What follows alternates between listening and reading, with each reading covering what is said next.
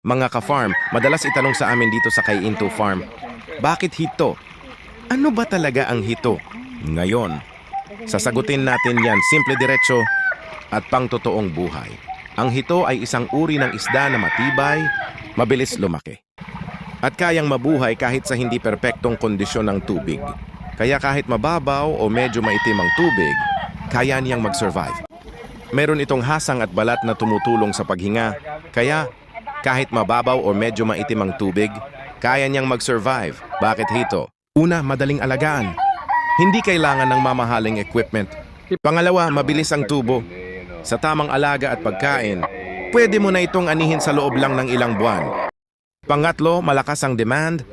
Mapaprobinsya o syudad, ang hito ay matipid sa puhunan, madaling pakainin, mataas ang survival rate, at mabilis bumalik ang puhunan. Kaya para sa mga nagsisimula sa farming, hito ang isa sa pinaka-solid na choice.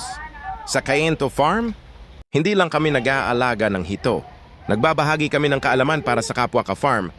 Kung gusto nyo pang matutunan ang tungkol sa hito farming, i-follow lang ang Kay Into Farm at mag-subscribe sa aming YouTube channel.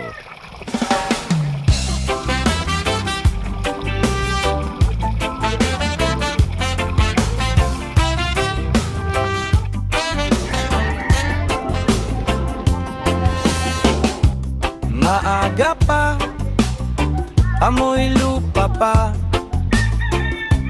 tsinelas ko basa sa pilapil, kape sa tabo, himas sa lambat.